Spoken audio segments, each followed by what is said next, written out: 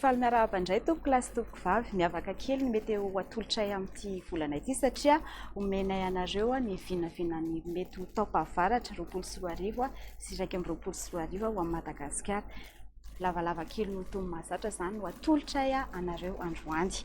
Ho jerentsika tombo mahazatra aloha ny mpamatra ny toetrandro, ny singa izay horesahantsika tombo mahazatra dia ny fihafanany anabon'ny ranomasina manodidina ny fehitany, ny ranomasimbe Pasifika sy ny ranomasimbe Indiana izany. Ny amomba ny ranomasimbe Pasifika kosa dia hiditra amin'ny trangalany iny isika. Mafana kokoa ny ilany andrefana amin'ny Oceana Pasifika raha oharina amin'ny ilany atsinanana.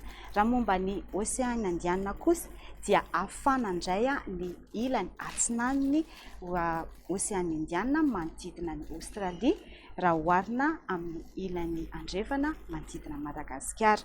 Manahoana ny setran'izay momba ny tany rotsakorana sy ny maripana mandritra ny taom-pahavaratra. Hozaraintsika telo ny taom-pahavaratra. Misy ny fiandohan'ny taom-pahavaratra ny volana Oktobra sy Novambra, misy ny ato-fahavaratra ny volana Desambra, ny volana Janoary ary ny volana Febroary, ary ny farany taom-pahavaratra ny volana Martsa ary ny volana Aprily. Ho jerentsika ny fiandohan'ny taom-pahavaratra amin'ny ankapobeny manerana Madagasikara dia manodidina ny tokony ho izy ny tany rotsakorana.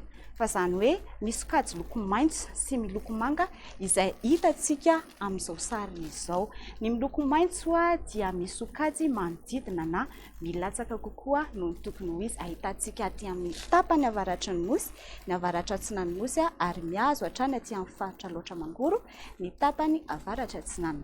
Ary manoya aty amin'ny andrefana amin'ny avoatany ny faritra menabe, manoya aty amin'ny amoromany matsatra ambony, iorombe, ny faritra anosy, ny tapany atsimo ny faritra fitifonany ary ny faritra atsimo atsinanana.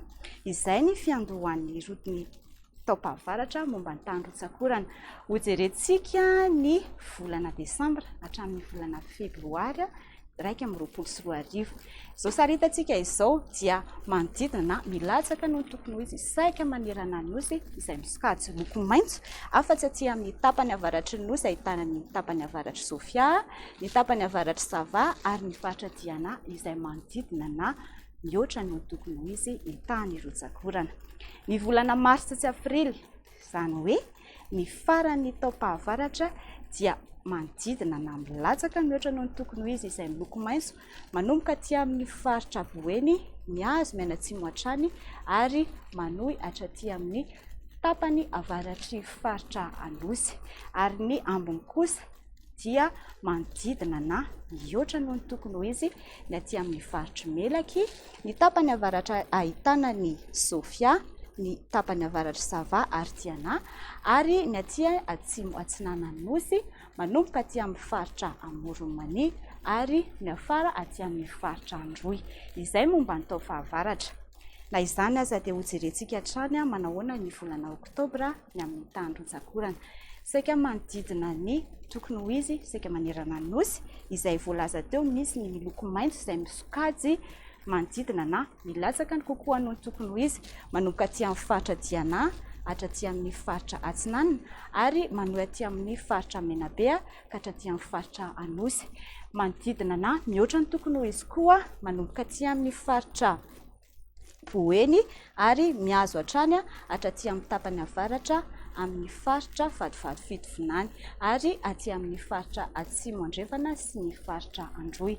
Fa ny miavaka kely amin'ity volana Oktobra ity kosa dia ity miloko mavo izay hitantsika aty amin'ny faritra andrefanosy ity, any amin'ny faritra Melaky izay maina be noho ny tokony ho izy, tsy ho ampy izany ny orana amin'ny faritra iny ny volana Oktobra.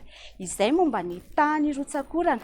Ho jerentsika indray ny momba ny tany maripana amin'ny ankapobeny mandritra ny taom-pahavaratra.